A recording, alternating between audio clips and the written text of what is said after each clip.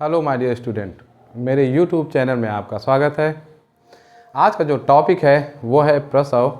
साथ में हम दुग्ध श्रवण को भी पढ़ेंगे।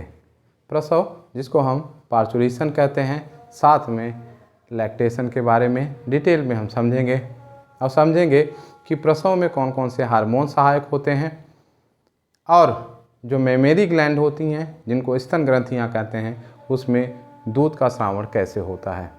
तो देर न करते हुए टॉपिक शुरू करते हैं। बात होती है किसी की गर्भावधि को, जिसको हम गेस्टेशन कहते हैं।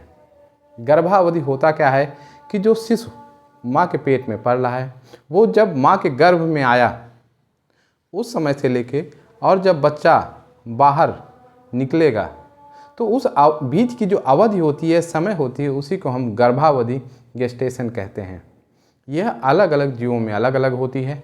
अगर हम बात करते हैं मानव में तो वह 280 दिन या सप्ताह में बांटे तो 40 सप्ताह। एनसीईआरटी में एक जगह 9 माह दिया हुआ है, साथ में एक जगह 9.5 महीने दिया हुआ है। तो मान के चलते हैं कि जो गर्भावधि होती है वह 9 माह से अधिक होती है। यह प्रति व्यक्ति में दिन बदलते रहते हैं, तो जो मैक्सिमम माना गया है वह माना गया है कि 9.5 मंथ। अब हम अगले बिंदु को समझते हैं जिसको हम प्रसव कहते हैं, पार्चुरेशन कहते हैं। प्रसव होता क्या है? अब देखिएगा इस फिगर के अनुसार कि जो शिशु है वो 9 महीने में पूरी तरीके से माँ के पेट में गर्भाशय में विकसित हो गया है।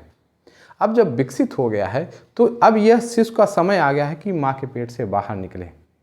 अब माँ के पेट से जो गर्भाशय से वो बाहर आएगा तो वो बीच में गर्भ जनन नाल, जिसको हम सर्विक्स कहते हैं, फिर वेजाइना के द्वारा वो योनि के रास्ते क्या होता है, शिशु बाहर आता है।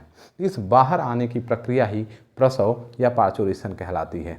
बिंदु पे आते हैं कि माँ के गर्भ से शिशु के बाहर आने की प्रक्रिया को ही हम शिशु जन्म या प्रसव कहते हैं।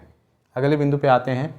यह एक जटिल तंत्र अंतःस्रावी न्यूरो इंडोक्राइन क्रिया विधि द्वारा प्रेरित होती है।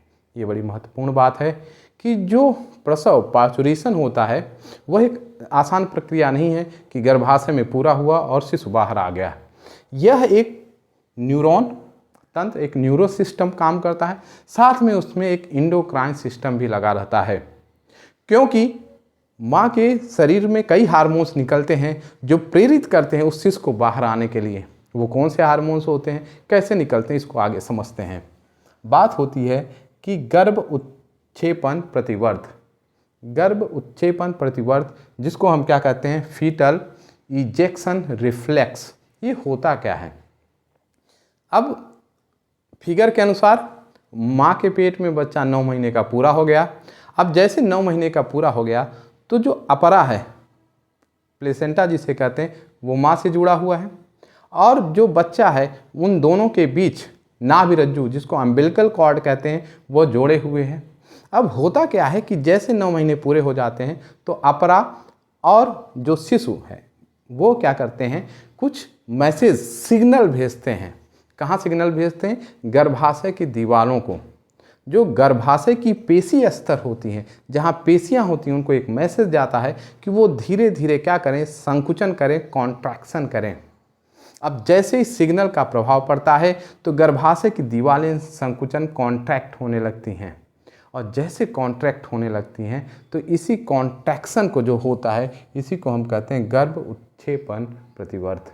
होता क्या है, शिशु के जन्म से पहले गर्भ और अपरा प्लेसेंटा से कुछ संकेत उत्पन्न होते हैं, इसी को गर्भ उत्क्षेपण प्रतिवर्त कहते हैं। Fetal ejection reflex. ये कब निकले?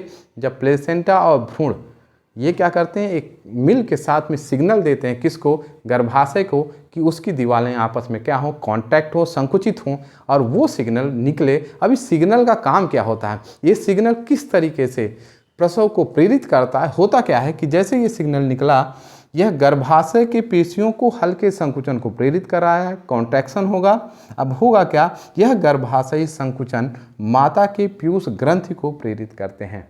जैसे माँ के पेट में गर्भाशय में कॉन्ट्रैक्शन होने लगा तो उससे क्या होता है, वो सिग्नल्स जाते कहाँ पे हैं, हाइपोथैलेमस से फिर हाइपोथैलेमस वो मैसेज देता है किसको, पीयूष ग्रंथि को, और पीयूष ग्रंथि प्यूटिटरी ग्लैंड के पश्च भाग से यानी पोस्ट प्यूटिटरी भाग से एक हार्मोन्स निकलता है, वो स्टिमुलेट होता है। जैसे गर्भाशय संकुचित हो रहा है, वो सिग्नल उसके मस्तिष्क में प्यूटिटरी ग्लैंड तक जा रहे हैं, पीयूष ग्रंथि तक जा रहे हैं, और वो प्रेरित कर रहे हैं माँ को कौन सा हार्मोन्स निकालने के लिए, ऑक्सीटोसिन हार्मोन्स।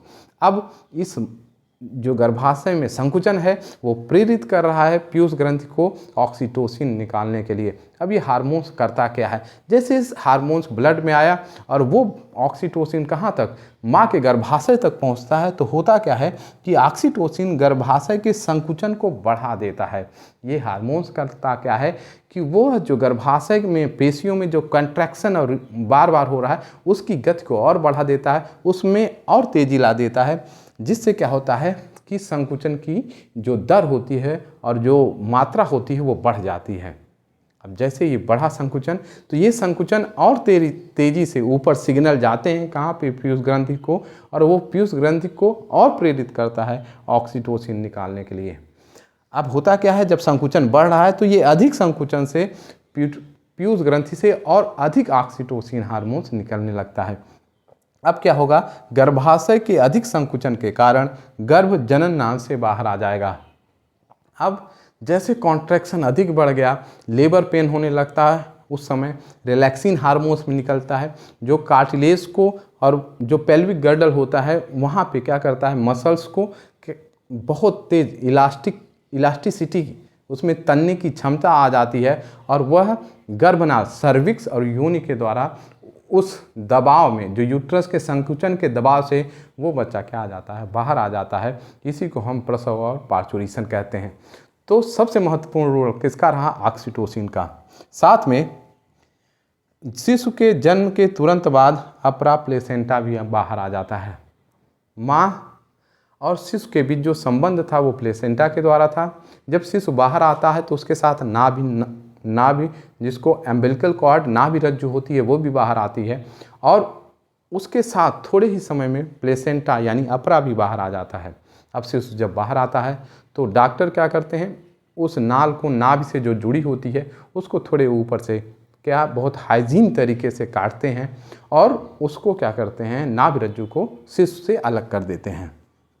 अब अगला जो स्टेप होता है वो क्या है, दुग्ध श्रवण, जिसको हम लैक्टेशन कहते हैं। अब शिशु तो जन्म ले लिया, अभी तक जो शिशु पेट में था उसके पोषण की पूरी जिम्मेदारी अपरा प्लेसेंटा निभा रहा था, लेकिन अब शिशु बाहर आ गया है, अब उसको पोषण की आवश्यकता होती है। तो जो स्तनधारी होते हैं उनमें क्या होती है, मेमेरी ग्लैंड होती हैं, स्तन ग्रंथियाँ होती हैं। तो जो फीमेल है, माता है, उसमें क्या होता है, दुग्ध श्रवण होता है। होता क्या है कि प्रेगनेंसी के अंत तक, जब 9वां महीना आ जाएगा, आखिरी चरण, आखिरी दिन चल रहे होंगे, उसी समय स्तन ग्रंथियों जो मेमेरी ग्लैंड होती हैं उनमें दुग्ध उत्पन्न हो जाता है, और यह ऑक्सीटोसिन हार्मोन्स प्रभावित करता है। साथ में लैक्टोजन जो होते हैं वह हार्मोन्स क्या होते हैं, प्रभावित करते हैं, जिससे कि मेमेरी ग्लैंड में क्या, मिल्क का निर्माण या स्रावण होने लगता है, और इसी प्रक्रिया को हम क्या कहते हैं, लैक्टेशन कहते हैं। प्लेसेंटा से भी एक हार्मोन्स निकलता है जिसको ह्यूमन प्लेसेंटल लैक्टोजन कहते हैं, और एस्ट्रोजन, ये सभी क्या करते हैं, मेमेरी ग्लैंड में मिल्क प्रोड्यूस करने में सहायक होते हैं। प्रसव के बाद कुछ दिन में दुग्ध निकलता है, उसे प्रथम स्तन या खीस या कोलोस्ट्रम कहते हैं। अब बच्चा पैदा हो गया, मेमेरी ग्लैंड में स्तन ग्रंथियों में दूध आ गया। अब वो जो बच्चा शुरुआत दिनों में, जो 1 हफ्ते 10 दिन तक जो वो दूध, ये जो मिल्क स्रावित होता है माँ के द्वारा, उस मिल्क को एक विशेष नाम कहा गया जिसको हम प्रथम स्तन्य कहेंगे या खीस कहेंगे या कोलोस्ट्रम कहेंगे अंग्रेजी में। अब इसकी विशेषता क्या है कि इस दूध में जो पोषक तत्व की मात्रा बहुत अधिक होती है, साथ में उसमें कई प्रकार के प्रतिरक्षी एंटीबॉडी पाए जाते हैं। जो महत्वपूर्ण एंटीबॉडी है वह क्या है, IgA जो एंटीबॉडी है वो उस बच्चे को, उस शिशु को मजबूत करती है, उसके इम्यून सिस्टम को, और जिसके कारण वो शिशु रोगों से लड़ने की क्षमता उसमें आ जाती है। अब इस खीस में क्या होते हैं, एंटीबॉडी होते हैं IgA, साथ में कई पोषक तत्व होते हैं जिससे वह शिशु रोगों से लड़ने की क्षमता आ जाती है। साथ में कभी कभी होता क्या है, कोई स्त्री है उसको लेबर पेन नहीं हो रहा है, समय ज़्यादा हो गया है, उस बच्चे को अब जन्म ले लेना चाहिए था लेकिन लेबर पेन नहीं उत्पन्न हो रहा है, तो डॉक्टर क्या करते हैं उसको, यहाँ पे है कि कभी कभी डॉक्टर प्रसव के लिए ऑक्सीटोसिन का इंजेक्शन लगाते हैं। अगर वो बच्चा समय पूरा हो गया, नहीं हो रहा है, तो ऑक्सीटोसिन का इंजेक्शन लगाते हैं जिससे कि आर्टिफिशियल तरीके से उस गर्भाशय में क्या हो, संकुचन उत्पन्न हो और शिशु का निर्माण हो। जब बच्चे को माँ दूध पिलाती है तो डॉक्टर सलाह देते हैं कि कुछ माह तक जो है बच्चे को स्तनपान कराना चाहिए, क्योंकि उसके अंदर रोगों से लड़ने की क्षमता आ जाएगी तथा वो पोषक तत्व उपलब्ध हैं उस दूध में जो उसको और मजबूत कर देंगे बाहर के वातावरण से लड़ने के लिए। यहाँ पे एनसीईआरटी ने कुछ सवाल पूछा था कि कुत्ते का या बिल्ली या हाथी की गर्भावधि क्या होती है, तो यहाँ बात करते हैं जो कुत्ते की गर्भावधि होती है वो 60 से 65 दिन होती है। गर्भावधि आप जानते हैं कि जितने समय तक गर्भ माँ के पेट में रहता है। साथ में बिल्ली की जो गर्भावधि है वो 52 से 65 दिन तक होती है और जो हाथी की गर्भावधि है वो 607 दिन से 641 दिन तक होती है। यहाँ पे ये टॉपिक कंप्लीट हो गया, ये चैप्टर कंप्लीट हो गया। अब अगले वीडियो में हम इसके क्वेश्चंस को समझेंगे। आपको ये वीडियो कैसा लगा ज़रूर बताइएगा। चैनल में नए हैं तो सब्सक्राइब कीजिएगा, दोस्तों में शेयर कीजिएगा। स्क्रीनशॉट लेके आप नोट्स अच्छे से तैयार कर सकते हैं। Thank you.